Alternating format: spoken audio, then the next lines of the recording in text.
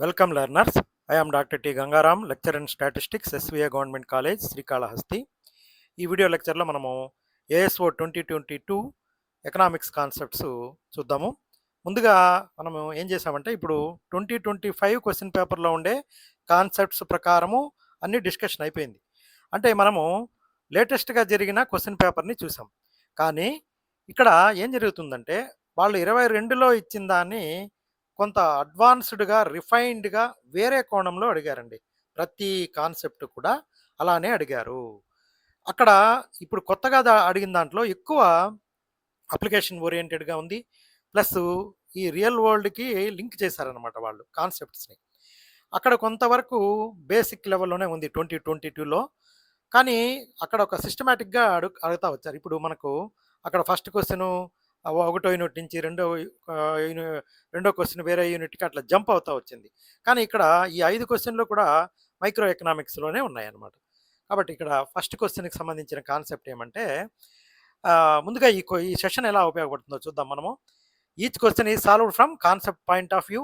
Understand the concept first. Learn elimination techniques. Remember MCQ memory tricks. Revise summary points before exam. Concept, logic, answer ప్రకారమే ఈ session అనేది మనము ఉపయోగించుకుందాము. ఇక్కడ ఈ factors of production మీద మనకు 2025లో క్వశ్చన్ నెంబర్ 25 వచ్చింది. ఆ వీడియో నెంబర్ 44లో నేను ఆ ఫ్యాక్టర్స్ ఆఫ్ ప్రొడక్షన్ గురించి డిస్కస్ చేస్తున్నాను. ఇక్కడ మొట్టమొదటి క్వశ్చనే మనకు ఫ్యాక్టర్స్ ఆఫ్ ప్రొడక్షన్ గురించి వచ్చింది. మీరు ఒకసారి దాన్ని రెఫర్ చేయండి. వీడియో నెంబరు 44 అన్నమాట. ఇప్పుడు ఇక్కడ ఫ్యాక్టర్స్ ఆఫ్ ప్రొడక్షన్ గురించి మనకు అక్కడ ఏం అడిగారంటే అడ్వాన్స్డ్‌గా అడిగారనమాట. అంటే మానవ వనరు మీద పెట్టే ఇన్వెస్ట్‌మెంట్‌ను కూడా మనం ఒక వనరుగా అదొక ఇన్వెస్ట్‌మెంట్‌గానే తీసుకోవాలి అని చెప్పారనమాట అక్కడ. అడ్వాన్స్డ్‌గా అడిగారు. ఇక్కడ బేసిక్ లెవెల్‌లోనే అడిగారనమాట. కాబట్టి ఇక్కడ చూడండి, ఏదైనా ఒక వస్తువును తయారు చేయడానికి లేదా ఒక సేవను అందించడానికి మనకు అవసరమయ్యే ఒక ప్రైమరీ రిసోర్సెస్ అనమాట ఇవి. వీటినే ఫ్యాక్టర్స్ ఆఫ్ ప్రొడక్షన్ అంటారు. ఇక్కడ మనం సులభంగా గుర్తుపెట్టుకోవడానికి, మళ్ళీ దాన్ని అర్థం చేసుకోవడానికి మనం ఏదైనా ఒక షాప్ పెట్టాలనుకున్నాం అనుకోండి, స్వీట్ షాప్ పెట్టాలనుకుంటే మనకు ఏం కావాలి? భూమి కావాలి. అక్కడ కేవలం ఖాళీ స్థలమే కాదు, మనకు ప్రకృతి మనకు ఇచ్చిన అన్ని సహజ వనరులకు అన్నీ కూడా ఈ ల్యాండ్ కిందకే వస్తాయన్నమాట. ల్యాండ్ అనేది గని అనేది ల్యాండ్ అనమాట. అంటే మైన్స్‌లో గని అనేది ల్యాండ్‌కి సంబంధించి. ఇక్కడ ల్యాండ్ కావాలి మనం. ఇక్కడ స్వీట్ షాప్ నిర్మించడానికి కావాల్సిన స్థలము, ప్రాంతము మరియు స్వీట్లు వండడానికి ఉపయోగించే నీరు, ఇవన్నీ కూడా మనకు ఈ ఫస్ట్ ప్రైమరీ ప్రకృతి ఇచ్చిన వనరులే అన్నమాట. ఇక్కడ అడవులు, ఖనిజాలు, నదులు, వ్యవసాయ భూమి ఇవన్నీ కూడా భూమి కారకం కిందకే వస్తాయి. ఇక్కడ అడవి అంటే అది ల్యాండే, ఖనిజాలంటే అది ల్యాండే, రివర్ అంటే అది ల్యాండే అనమాట. అగ్రికల్చరల్ భూమి అంటే అది కూడా ల్యాండే అనమాట. కాబట్టి దీనికి ప్రతిఫలంగా మనము ఈ ల్యాండ్‌కి మనం ఇచ్చే ప్రతిఫలం ఏంది? రెంట్ అనమాట. అదేవిధంగా ఇక రెండవ కారకము, ఉత్పత్తి కారకాల్లో రెండవది శ్రమ. అని మనుషుల కష్టం అనమాట. వస్తువులు తయారు చేయడానికి మనుషులు పెట్టే శారీరక లేదా మానసిక శ్రమను లేబర్ అంటారు. ఇక్కడ స్వీట్లు తయారు చేసే వంటవాడు ఉంటాడు కదా! అతను, పనిచేసే సర్వర్లు, వీళ్ళంతా కూడా అక్కడ ఈ శ్రమకి సంబంధించిన కారకం కిందకి వచ్చే వాళ్ళొస్తారనమాట. మనము ఫ్యాక్టరీలో పనిచేసే కార్మికుడికి శారీరక శ్రమ, సాఫ్ట్‌వేర్ ఇంజినీర్లు అతనికి మానసిక శ్రమ, 2 శ్రమే అనమాట. అతను కష్టపడాల్సింది కాదు, కూర్చొని ఆలోచిస్తే కూడా అది శ్రమే. దానికి ప్రతిఫలంగా ఇవ్వాల్సింది వేతనము లేదా జీతము. కార్మికుడికైతే దాన్ని వేజ్ అంటారు. ఒక ఎంప్లాయీకి అయితే దాన్ని శాలరీ అంటారనమాట. అలాగే మూడవ ఉత్పత్తి కారకము క్యాపిటలు, పెట్టుబడి యంత్రాలనమాట. మనుషులు తయారు చేసే వనరులు, వీటిని ఉపయోగించి మరిన్ని వస్తువులు తయారు చేస్తారనమాట. కేవలం డబ్బు మాత్రమే కాదు, ఆ డబ్బుతో కొనే ఆస్తులు కూడా మూలధనమే. ఇక్కడ స్వీట్లు వండడానికి కొన్న పెద్ద పెద్ద పాత్రలు, స్టవ్‌లు, ఫ్రిడ్జ్‌లు, షాప్ పెట్టడానికి ముందు మనం పెట్టిన ఇన్వెస్ట్‌మెంట్, నగదు, ఇవన్నీ కూడా మూలధనము, క్యాపిటల్ కిందకే వస్తాయి. ఇప్పుడు ఫ్యాక్టరీ బిల్డింగులు, యంత్రాలు, టూల్స్ అన్నీ మూలధనమే. అవన్నీ మనకు క్యాపిటల్ కిందకే వస్తాయన్నమాట. దానికి ఈ మూలధనానికి వచ్చే ప్రతిఫలం ఏమంటే వడ్డీ అనమాట. వడ్డీ లభిస్తుంది. చివరగా ఇవన్నీ చేయాల్సిన దానికి వ్యవస్థాపన లేదా సంస్థ ఉండాలి కదా! మేనేజ్మెంట్, ఎంటర్‌ప్రెన్యూర్‌షిప్ అంటారు, మేనేజ్మెంట్ అంటారు. పైన చెప్పుకున్న 3 కారకాలు భూమి, శ్రమ, మూలధనము అన్నిటిని సరైన పద్ధతిలో కలిపి వ్యాపారిని నడిపించే నైపుణ్యమే ఈ వ్యవస్థాపన. ఈ వ్యవస్థాపకుడు లాభాన్ని తీసుకుంటాడనమాట. ఇక్కడ స్వీట్ షాప్ యజమాని మీరే అనుకోండి, రిస్క్ తీసుకొని వ్యాపారం ప్రారంభించిన వ్యక్తి అనుకుంటే, ల్యాండ్ ఉంది, లేబర్ ఉన్నారు, డబ్బు ఉంది. కానీ వీటన్నిటిని ఎలా వాడాలో ప్లాన్ చేసే లీడరు, మేనేజర్ ఉండాలి కదా! అతను అతను చేసేదే వ్యవస్థాపన అనమాట. దీనికి ప్రతిఫలంగా ప్రాఫిట్ అనేది, లాభం అనేది వస్తుంది. సరిగ్గా చేయకపోతే నష్టం కూడా వస్తుంది. లాభమైనా నష్టమైనా ఈ వ్యవస్థాపకుడే భరించాలి. అది సంస్థ కావచ్చు, ఎంటర్‌ప్రెన్యూర్‌షిప్ కావచ్చు అనమాట. ఇక్కడ మనము క్విక్ రివిజన్ ఏమంటే, భూమి అనేది ఎక్కడ తయారు చేయాలి? మనం ఏదైనా వస్తువు ఎక్కడ తయారు చేయాలి? అంటే నేచురల్ రిసోర్సెస్. శ్రమ ఎవరు తయారు చేయాలి? మనుషుల కష్టం. మూలధనం దేనితో తయారు చేయాలి? పెట్టుబడి, యంత్రాలు. వ్యవస్థాపన ఇవన్నీ కలిపి వ్యాపారం ఎలా నడపాలి? యజమాని ఆలోచన. ఆలోచనకే ఈ రోజుల్లో డబ్బనమాట. కాబట్టి వీటి 4గిటిని ఉత్పత్తి కారకాలు అంటారు. ఇప్పుడు దీంట్లో ఏమైందంటే, ఈ మూలధనం ఉంది కదా! ఈ మూలధనంలో మనుషులు, హ్యూమన్ రిసోర్స్ కూడా మనము హ్యూమన్ క్యాపిటల్‌గానే చూడాలి అని చెప్పి మనకు 2025లో 25వ క్వెషన్ కాన్సెప్ట్‌గా అడిగారనమాట.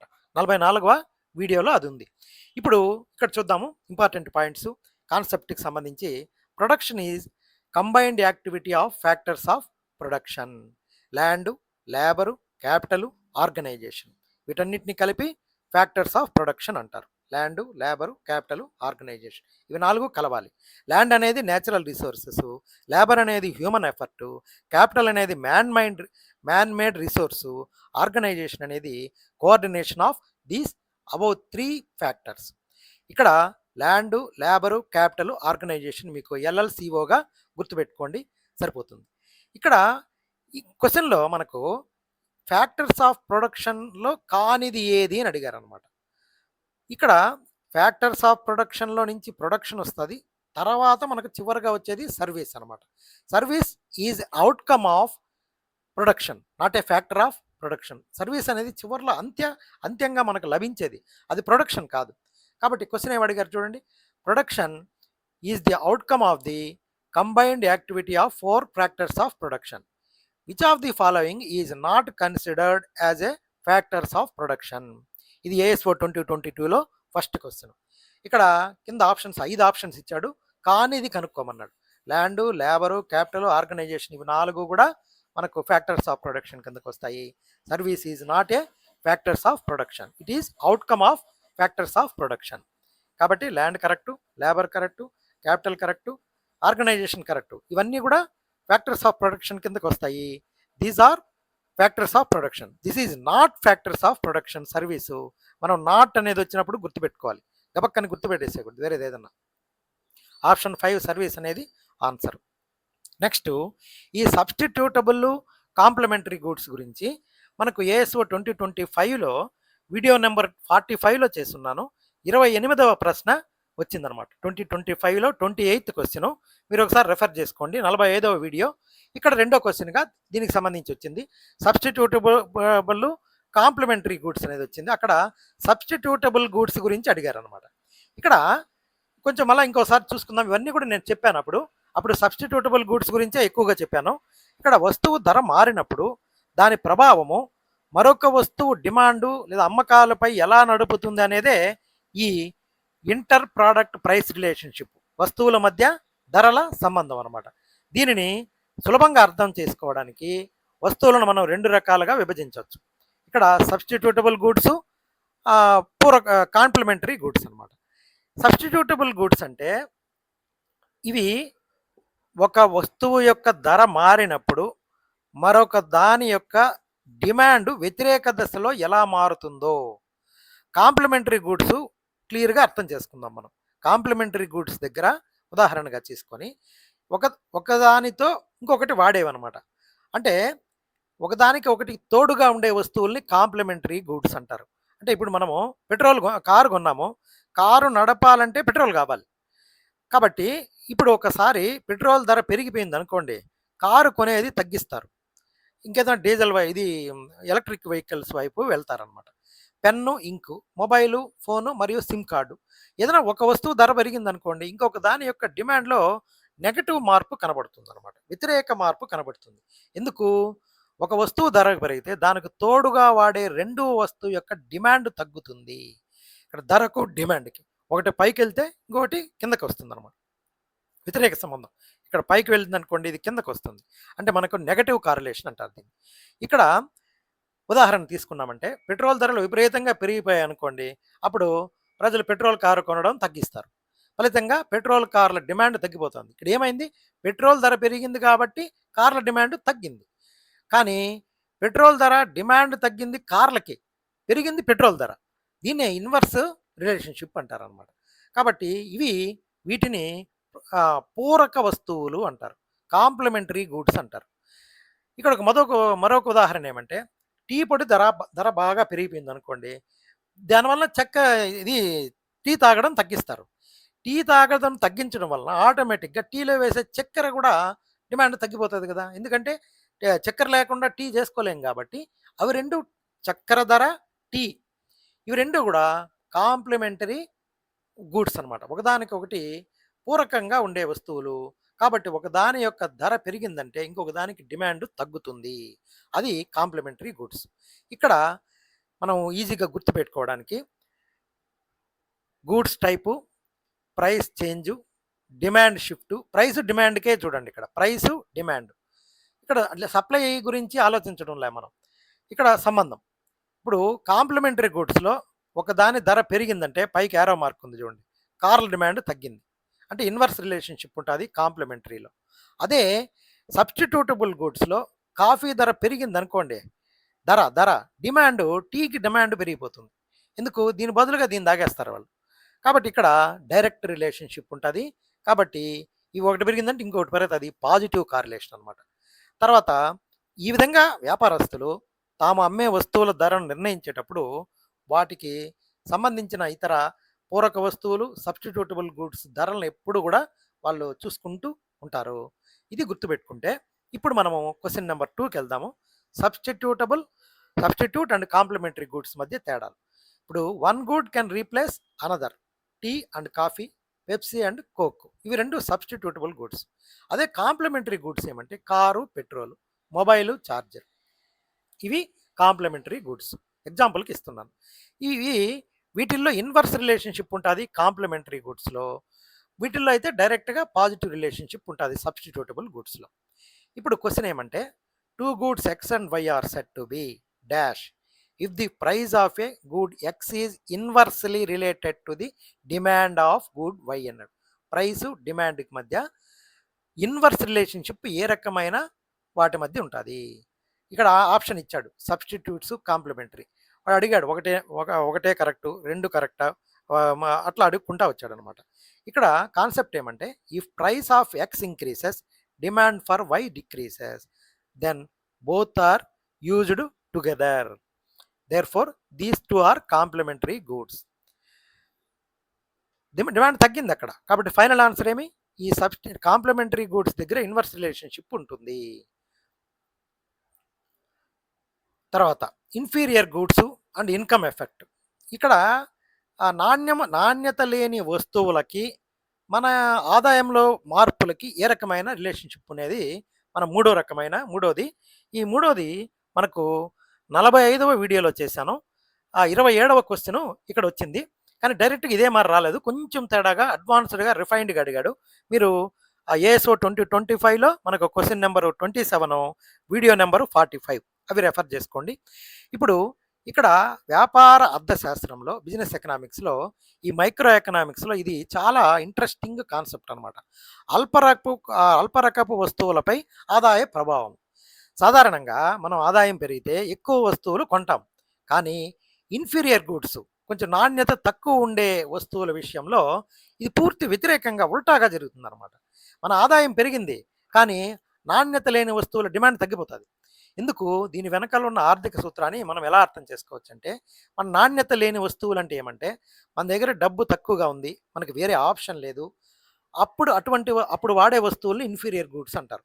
మనము సాధారణమైన బియ్యము లేదా సజ్జలు, జొన్నలు, మిల్లెట్స్, పబ్లిక్ బస్సులో ప్రయాణము, లోకల్ బ్రాండ్ వస్తువులు, ఇట్లాంటివన్నీ కూడా సాధారణంగా జరిగేటివి. మన ఆదాయం పెరిగింది అనుకోండి, ఇక్కడ నెగటివ్ ఇన్కమ్ ఎలాస్టిసిటీ అంటే ఏమంటే, ఇక్కడ వినియోగదారుడి ఆదాయం పెరిగినప్పుడు ఒక వస్తువు యొక్క డిమాండ్ పెరగడానికి బదులు తగ్గితే దాన్ని నెగటివ్ ఇన్కమ్ ఎలాస్టిసిటీ అంటారు. రుణాత్మక ఆదాయ డిమాండ్ స్థితిస్థాపకత అంటారు అనమాట. ఇక్కడ ఆదాయం పెరిగినప్పుడు ఇన్ఫీరియర్ వస్తువుల డిమాండ్ తగ్గుతుంది కిందకి. అదే ఆదాయం తగ్గినప్పుడు ఈ రై రై ఆదాయం తగ్గినప్పుడు ఇన్ఫీరియర్ వస్తువుల డిమాండ్ పెరుగుతుంది. అదనమాట. ఇది ఇంకా నీట్‌గా చూద్దాము. ఇక్కడ ఒకదానితో ఒకటి వ్యతిరేక దిశలో మారుతున్నాయి కాబట్టి నెగెటివ్ ఇన్‌కమ్ ఎఫెక్ట్ అంటారు. మనము ఒక ఉదాహరణ ద్వారా చూద్దాము. ఆదాయం తక్కువగా ఉన్నప్పుడు ఒక వ్యక్తికి నెలకు 10,000 ఉందనుకోండి. ఆ జీతంతో అతను బ్రాండెడ్ బాస్మతి బియ్యం కొనలేడు కాబట్టి రేషన్ షాప్ బియ్యం లేదా మార్కెట్‌లో దొరికే కొంచెం తక్కువ లో స్టాండర్డ్ బియ్యాన్ని కొనుక్కుంటాడు. ప్రయాణానికి పబ్లిక్ ట్రాన్స్‌పోర్ట్ బస్సులో వెళ్తాడు. ఒకవేళ ఆదాయం పెరిగిపోయింది అనుకోండి. ఆ 10,000 నుంచి 50,000 జీతం అయిపోయింది అనుకోండి. ఇప్పుడు ఏం చేస్తాడు? రాము గురించి చెప్తున్నాం మనం. నా దగ్గర డబ్బులున్నాయి గదా! ఇంకా ఎందుకు నేను తక్కువ రకం బియ్యం తినాలనుకోని అతను తక్కువ నాణ్యత బియ్యం తగ్గిచ్చేసి మంచి సోనా మసూరి బియ్యము, బాస్మతి బియ్యం లాంటిది కొనడం ప్రారంభిస్తాడు. ఇప్పుడు ఇతనికేమో ఆదాయం పెరిగింది. కానీ ఆ బియ్యం డిమాండ్ తగ్గిపోయింది చూడండి. బస్సులో వెళ్ళడం మానేచేసి ఒక బస్సు లేదా ఒక బైక్ లేదా కారు కొనుక్కొని ప్రయాణిస్తాడు. అతని ఆదాయం పెరిగింది. కానీ తక్కువ రకం బియ్యము మరియు బస్సు ప్రయాణాల డిమాండు ఏమైంది? తగ్గిపోయింది గదా! కాబట్టి ఇన్‌కమ్ ఎఫెక్ట్ అనేది మన ఆదాయం పెరిగినప్పుడు మనుషుల కొనుగోలు శక్తి, పర్చేజింగ్ పవర్ పెరుగుతుంది. వినియోగదారుడి ప్రవర్తన ఎలా ఉంటుందంటే, మన కొనుగోలు శక్తి పెరగగానే నాణ్యత లేని వస్తువుల నుంచి నాణ్యమైన వస్తువుల వైపు substituted towards luxury goods from normal goods. అందువల్ల ఇన్ఫీరియర్ వస్తువుల విషయంలో ఆదాయ మార్పుకు డిమాండు వ్యతిరేకమైన సంబంధము ఉంటుందన్నమాట. వ్యక్తుల ఆదాయం పెరిగిందనుకోండి, నాణ్యత లేని వస్తువుల డిమాండు తగ్గిపోతుంది.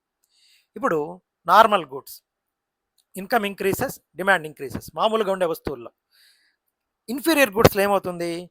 Income increases, demand decreases. Memory tip ఏమంటే inferior goods have negative income effect అనమాట. ఇక్కడ క్వశ్చన్ ఏమి అడిగినారంటే inferior goods have positive income effect, inferior goods have negative income effect. ఏది కరెక్ట్ అని అడిగినాడు. Analysis statement 1 is false, statement 2 is true. అంతే కదా? ఇదే కదా మనకు ఇన్ఫీరియర్ గూడ్స్ అనేటివి నెగటివ్ ఇన్కమ్ ఎఫెక్ట్ ఉంటాయన్నమాట. Statement 1 is false and statement 2 is true అనమాట. Final answer. Next elasticity of demand.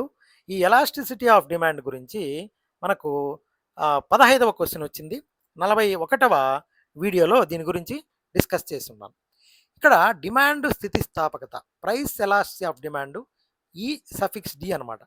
ధర మారినప్పుడు డిమాండ్ ఎంత వేగంగా ఎంత పరిమాణంలో మారుతుందనేది కొలిచే పద్ధతిని ఈ ఎలాస్టిసిటీ ఆఫ్ డిమాండ్ అంటారు. ఇక్కడ ఈక్వేషన్స్ ఉన్నాయి. ED is equal to 1, ED less than 1, ED greater than 1, ED is equal to infinity, ఇలా ఉన్నాయి. కొంచెం జాగ్రత్తగా మీరు గుర్తుపెట్టుకోండి. మనము ఈ సంకేతాలను 3 రకాలుగా చూడొచ్చు అనమాట. పర్ఫెక్ట్, యూనిటరీ, ఇనెలాస్టిక్ మనం అర్థం చేసుకుందాము. అక్కడ ఇనెలాస్టిక్ డిమాండ్ గురించి వచ్చింది. ఇనెలాస్టిక్ ఇక్కడ పర్ఫెక్ట్ ఇన్ఫ్లేషన్, పర్ఫెక్ట్ ఇనెలాస్టిక్ డిమాండ్ అంటే ఏమంటే సంపూర్ణ అవ్యాకోచ డిమాండ్. దీని గురించి క్వశ్చన్ వచ్చింది అక్కడ. ఏది ధర పెరిగిందంటే ఏమవుతుంది లగ్జరీ గూడ్స్కి సంబంధించి అని వచ్చింది. ధర ఎంత పెద్ద మార్పు వచ్చినా, విపరీతంగా పెరిగినా కూడా లేదా బాగా తగ్గినా కూడా డిమాండ్ పరిమాణంలో అస్సలు మార్పు రాదు. ఉప్పు వినియోగము, తర్వాత బంగారు నగల వినియోగము, ఇలాంటివి అనమాట. లగ్జరీ కార్స్ ఇట్లాంటివి డిమాండ్ స్థిరంగానే ఉంటుంది. పెరిగినా తగ్గినా ఏం మారదు. ఇక్కడ గణిత సంకేతం ఏమంటే ఇక్కడ 0, ఈడీ ఈజ్ ఈక్వల్ టు 0 అవుతుంది. ఇదేంది? సంపూర్ణ అవ్యాకోచ డిమాండ్. పర్ఫెక్ట్ ఇనెలాస్టిక్ డిమాండ్లో ఈడీ ఈజ్ ఈక్వల్ టు 0 అనమాట. అత్యవసర మందులు, ఇక్కడ మందుల ధర 100 నుంచి 1000 అయినా కూడా బతకడానికి ఖచ్చితంగా కొనాల్సిందే. ధర తగ్గింది కానీ ఎక్కువ కొనలేము, పెరిగింది కదా అని మానేయలేము. కాబట్టి ఇక్కడ డిమాండ్ మారదు. కాబట్టి ఈడీ ఈజ్ ఈక్వల్ టు 0 అంటే ఏమి? పర్ఫెక్ట్ ఇనెలాస్టిక్. అలాగే ఏకత్వ వ్యాకోచ డిమాండ్, యూనిటరీ ఎలాస్టిక్ డిమాండ్ అంటే ఏమంటే ధరలో ఎంత మార్పు శాతం వస్తుందో డిమాండ్లో కూడా సరిగ్గా అంతే మార్పు శాతం వస్తుంది. ఇక్కడ దీనికి ఫార్ములా కూడా ఇచ్చాం మనం. Percentage change in quantity divided by percentage change in price అని నేను మీకు అక్కడ ఫార్ములా కూడా ఇచ్చున్నాను అనమాట. అంటే ధర, డిమాండ్ రెండు కూడా సమాన నిష్పత్తిలో మారుతాయి. ఇక్కడ సూత్రం ఏమంటే ఈడీ ఈజ్ ఈక్వల్ టు 1 అనమాట. అంటే 1 అంటే ధర మార్పు శాతం ఈజ్ ఈక్వల్ టు డిమాండ్ మార్పు శాతము, రెండు సమానం అనమాట. ఒకటి వచ్చేస్తుంది అక్కడ. పర్సంటేజ్ చేంజ్ పైన కింద ఒకటే అయిపోతాయి. ఒక వస్తువు ధర 20% తగ్గింది అనుకోండి, దాని డిమాండ్ కూడా సరిగ్గా 20% పెరుగుతుంది. కాబట్టి 20/20 ఈజ్ ఈక్వల్ టు 1 అనమాట. ఇప్పుడు అవ్యాకవచ డిమాండ్, ఇనలాస్టిసిక్ డిమాండ్ అనమాట. ఇక్కడ ఏమైపోతుందంటే ధరలో వచ్చే మార్పు తీవ్రంగా వాళ్ళు రియాక్ట్ అవుతారు. ధరలో వచ్చే మార్పు కంటే డిమాండ్‌లో వచ్చే మార్పు తక్కువగా ఉంటుంది. ధర బాగా మారిన ప్రజలు ఆ వస్తువులు కొనడం అంతగా తగ్గించలేరనమాట. ఇక్కడ ఈడీ లెస్ థాన్ 1 దీని విలువ 0 కంటే ఎక్కువ, 1 కంటే తక్కువ ఉంటుందనమాట. 0.5 అలా ఉంటుందనమాట. నిత్యావసర వస్తువులు పాలు, కూరగాయలు, బియ్యము, పెట్రోల్ లాంటివి. ఇక్కడ పెట్రోల్ ధర 50% పెరిగిందనుకోండి, ఆఫీసులకి వెళ్ళే వాళ్ళు బైక్ వాడడం పూర్తిగా మానలేరు. బహుశా 5% లేదా 10% వాడకం తగ్గిస్తారేమో. ధర మార్పు 50% కంటే డిమాండ్ మార్పు 10% తక్కువ కాబట్టి ఇది ఈడీ లెస్ థాన్ 1 అనమాట. ఇది ఇదేమిది ఇనలాస్టిక్ డిమాండ్, అవ్యాకోచత్వ డిమాండ్ అనమాట. ఇప్పుడు గుర్తుపెట్టుకునేదానికి మనము ఈ పర్ఫెక్ట్ ఎలాస్టిక్ అయినప్పుడు ఈడీ ఈజ్ ఈక్వల్ టు 0, ధర మారినా డిమాండ్లో మార్పు ఉండదు, నో చేంజ్. ఇక్కడ ఏకత్వ వ్యాకోచత్వం ఈడీ ఈజ్ ఈక్వల్ టు 1, ధర మార్పు డిమాండ్ మార్పు సమానంగా ఉంటాయి. ఈ ఇనలాస్టిక్ అంటే ఈడీ లెస్ థాన్ 1, ధర మార్పు కంటే డిమాండ్లో తక్కువ మార్పు ఉంటుంది. ఈడీ గ్రేటర్ దాన్ 1 అనేది అది కూడా ఉంది ఒకటి. ఇక్కడ మోర్ దాన్ యూనిట్ ఎలాస్టిక్, అది ఏదైనా క్వశ్చన్ వచ్చినప్పుడు చూద్దాము. పర్ఫెక్ట్ ఎలాస్టిక్ డిమాండ్ అనేది ఇన్ఫినిటీ అనమాట. Perfect elastic demand ED is equal to infinity. Perfect inelastic demand అయినప్పుడు 0 అవుతుంది. యూనిట్ అయితే 1, లెస్ దాన్ యూనిట్ అంటే లెస్ దాన్ 1, ఇది గ్రేటర్ దాన్ 1. ఇక్కడ perfect elastic demand is not equal to 1 అనమాట. ఇప్పుడు క్వశ్చన్ చూద్దాము. Which of the following statement is false అన్నాడు regarding degree of price elasticity of demand. Price elasticity of demand ఇక్కడ perfect elastic సమానంగా ఉండదు కదా, ఇది తప్ప మిగతా అన్ని కరెక్టే, మిగతావన్నీ ట్రూ. ఈ 1 అనేది ట్రూ ఇదనమాట.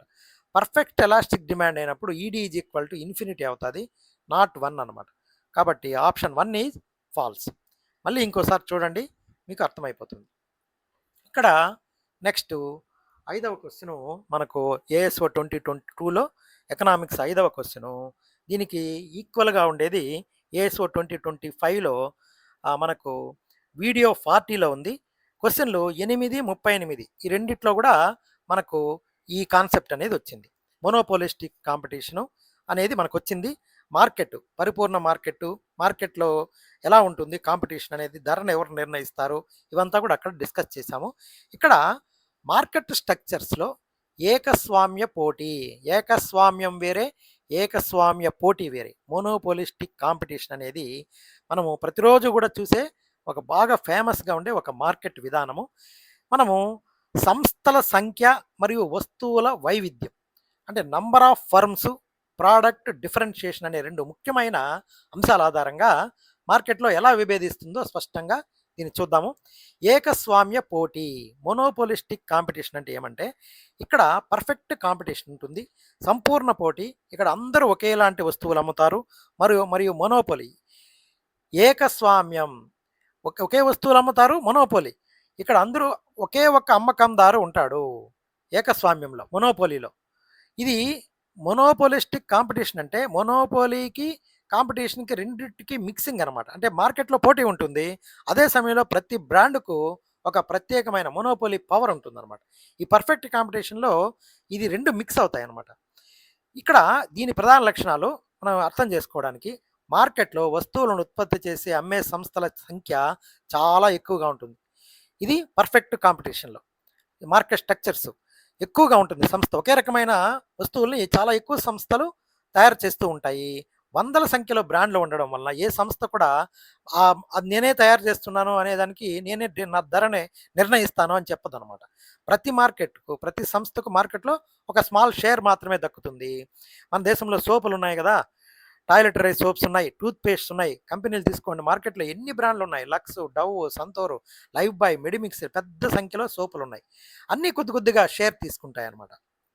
ఇక్కడ ఇతర మార్కెట్లతో వ్యత్యాసం ఎలా ఉంటుందంటే కంపారిజన్ టేబుల్ సంస్థల సంఖ్య మరియు వస్తు వైవిధ్యం ఆధారంగా ఈ తేడాలను గుర్తించడానికి ఈ టేబుల్ ఉపయోగపడుతుంది.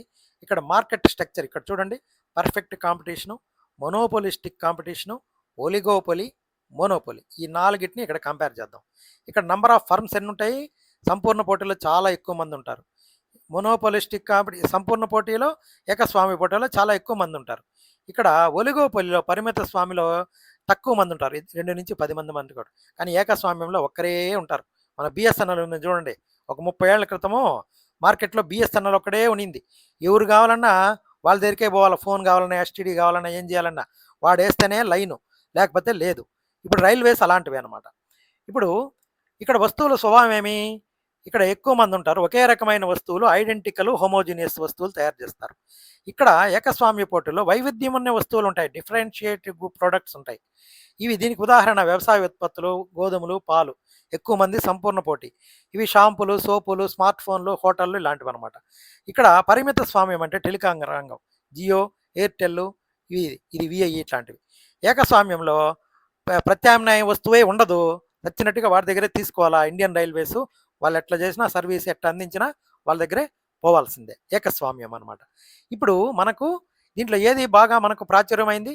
ఈ సంపూర్ణ పోటీ, ఏకస్వామ్య పోటీ 2 బాగా సక్సెస్ అయినాయి. ఈ రోజుల్లో ఎక్కడ బాగుంటే వాడి దగ్గరికి వెళ్ళిపోతున్నారు. ఎవరు రేటింగ్ బాగుంటే వాడి దగ్గరికి వెళ్ళిపోతున్నారు అన్నమాట. కాబట్టి మనము ఈ మార్కెట్ స్ట్రక్చర్ అనేది మీరు నీట్‌గా అర్థం చేసుకోండి. దీని ప్రకారం క్వెషన్‌లు ప్రతిసారి వస్తున్నాయండి. కాబట్టి ఈ మొనోపోలిస్టిక్ కాంపిటీషన్‌లో ఎక్కువ సంస్థలుంటాయి. ప్రతి సంస్థ తన వస్తువు యొక్క ప్రత్యేకత, ప్రోడక్ట్ డిఫరెన్షియేషన్ ద్వారా వినియోగదారులను ఆకర్షించి తన సొంత ధరను నిర్ణయించుకునే స్వల్ప స్వేచ్ఛను కలిగి ఉంటుంది. కొంచెం క్వాలిటీ మెయింటైన్ చేస్తే కొంచెం ధర ఎక్కువైనా కూడా కొనేస్తుంటారు. డోవ్ సోప్ లాంటివి. ఇప్పుడు ఇప్పుడు ఇదే సందర్భంలో నేను మొనోపోలీ గురించి కూడా చెప్పేస్తాను. ఇదైతే మనకు రాలేదు ప్రశ్న. ఇక్కడ మొనోపోలీ వేరనమాట. మనం పైన చెప్పుకున్న మోనోపోలిస్టిక్ కాంపిటీషను, ఇది ఏకస్వామ్య పోటీ వేరు. వినడానికి ఒకేలాగున్నా కూడా ఈ రెండిటికి చాలా తేడా ఉంది. సులభంగా మనం ఇక్కడ అమ్మకందారు నంబర్ ఆఫ్ సెల్లర్స్ మొనోపోలీలో ఒకడే రాజు. మొనోపోలీలో ఒకే ఒక కంపెనీ లేదా సంస్థ ఉంటుంది. పోటీ అనేది అస్సలు ఉండదు. కానీ మొనోపోలిస్టిక్ కాంపిటీషన్లో వందల సంఖ్యలో కంపెనీలు ఉంటాయి. ఒకదానితో ఒకటి విపరీతంగా పోటీ పడుతుంటాయి. దానివల్ల మార్కెట్ వినియోగదారులు లాభం పడుతూ ఉంటారు. వస్తువుల లభ్యత మొనోపోలీలో ఆ ఒక్క కంపెనీ అమ్మే వస్తువులకు మార్కెట్లో ఎలాంటి ప్రత్యామ్నాయము ఉండదు. No close substitute available. Apple phone ఉంది కదా, యాపిల్ ఫోను అది మొనోపోలీ. కొంటే వారి దగ్గరే కొనాలి, లేదంటే వాడడం మానేయాలి. అదే మోనోపోలిస్టిక్లో ఒక బ్రాండ్ లేకపోతే ఇంకొకటి. మార్కెట్ నిండా ఎన్నో ఆప్షన్స్ ఉన్నాయి. మనకు క్లోజ్ సబ్స్టిట్యూట్ సమానంగా ఉండేటివి దండిగా ఉన్నాయి. ఈ క్లినిక్ ప్లస్ షాంపూ నచ్చకపోతే సన్సిల్క్ పోతాం. డవ్ లేదా హెడ్ అండ్ షోల్డర్స్ కొనుక్కుంటాం అనమాట. ఏది బాగాలేకపోతే అట్లా మారిపోతాం. ఫోన్లు, మిగతా ఫోన్లు ఉన్నాయి కదా, ఆండ్రాయిడ్ ఫోన్లు, ఒకటి బాగాలేకపోతే ఇంకొకటి. ధర నిర్ణయించే శక్తి మొనోపోలీలో. ఇక్కడ మార్కెట్ ప్రైస్ మేకర్గా ఉంటారు. వీటికి మార్కెట్లో తిరిగి ఉండదు. ఎంత ధర పెట్టినా 1.5 లక్ష పెడుతున్నాడు యాపిల్ ఫోను, కొని తీరాల్సిందే. అదే మొనోపోలిస్టిక్లో ఎంత వీళ్ళు ధరపై విపరీతమైన పట్టు మాత్రమే ఉంటుంది. ఎందుకంటే ఒక కంపెనీ తన వస్తువు ధరను విపరీతంగా పెంచేస్తే కస్టమర్లు వెంటనే నెక్స్ట్ బ్రాండ్కి వెళ్ళిపోతారు. తర్వాత ఇక్కడ మార్కెట్ ఎంట్రీ కొత్త కంపెనీలోకి మార్కెట్లోకి రాకుండా చట్టపరమైన, ప్రభుత్వపరమైన కఠిన ఆంక్షలు ఉంటాయి మొనోపోలీలో. వేరే వాళ్ళు రావడం దాదాపు అసాధ్యం. ఇంకెవరైనా వచ్చి నేను రైల్వే స్టార్ట్ చేస్తాను అనగలుగుతారా మన దేశంలో? అది మొనోపోలిస్టిక్ కాంపిటీషన్లో ఎవరైనా సరే సులభంగా కొత్త బ్రాండ్తో మార్కెట్లోకి రావచ్చు. నచ్చకపోతే వ్యాపారం మానేసి వెళ్ళిపోతూ ఉండొచ్చు అనమాట. Freedom of entry and exist. ఇప్పుడు ఇండియన్ రైల్వేస్ అనేది మోనోపలి. రైలు ప్రయాణం సేవలు అందించే ప్రభుత్వం ఒకటే కాబట్టి, ప్రైవేట్ రైలు లేవు కాబట్టి టికెట్ దునేవాళ్ళు వాళ్ళు ఎంత ధరణ ఇస్తే అంతా పెట్టిపోవాల్సిందే. ఇప్పుడు బాగానే ఉన్నాయండి, బ్రహ్మాండంగా ఉన్నాయి. ఈ వందే భారత్లు అవి వచ్చాయి కదా. ఇవి రెస్టారెంట్లు లేదా హోటళ్ళు. మొనోపోలిస్టిక్ కాంపిటీషన్. మనం బిర్యానీ అమ్మే హోటల్ ఎన్ని ఉన్నాయి మన ఊర్లో, ఎక్కడ చూసినా వందల సంఖ్యలో ఉంటాయి. ప్రతి హోటల్ వాడు తన బిర్యానీ టేస్ట్ వేరు, నేను బాస్మతి రైస్ వాడుతున్నానని చెప్తాడు. ఇక్కడ ప్రోడక్ట్ డిఫరెన్షియేషన్ చేస్తాడు. ఒక ప్లేటు 500 చెప్తే మన వాడు 500 పెట్టాడు, 250 చోట పోయి తినేస్తాం అనమాట. దీని సారాంశం ఏమి? మొనోపోలీలో పోటీ అనేది 0, నియంతృత్వం ఎక్కువ. మొనోపోలిస్టిక్ కాంపిటీషన్లో పోటీ ఎక్కువ, కానీ ప్రతి బ్రాండు తన క్వాలిటీ లేదా స్టైల్ ద్వారా కస్టమర్లు పట్టుకొని అది ఒక రాజులాగా ఫీల్ అయిపోతూ ఉంటుందన్నమాట. ఇప్పుడు ఈ మొనోపోలిస్టిక్ కాంపిటీషన్కి సంబంధించి ప్రశ్న చూద్దాము. దీని ఫీచర్స్ ఏమి? Many firms, perfect differentiation, competition exist, similar products ఉంటాయి ఈ మొనోపోలిస్టిక్ కాంపిటీషన్లో. సో ఎగ్జాంపుల్స్ ఏమి? Soap brands, restaurants, shampoo brands. ఇప్పుడు క్వశ్చన్ చూద్దాం. A dash competition is a market situation in which many firms compete with each other to sell their closely related differentiated products. Perfect, monopoly, monopolistic, oligopoly. ఏది option? Many firms plus differentiated products is equal to monopolistic competition. Answer is monopolistic competition. కాబట్టి మనం 5 ప్రశ్నలు 5 అంశాలుగా చూసాము. వీటితో పాటే నేను ASO 2025లో అవి ఏ క్వశ్చన్లు వచ్చాయో కూడా చెప్పాను. ఇక్కడ 1 వచ్చి factors of production, 2 complementary goods, 3 inferior goods, 4 elasticity of demand, 5 monopolistic competition. I wish you all the best. Thank you.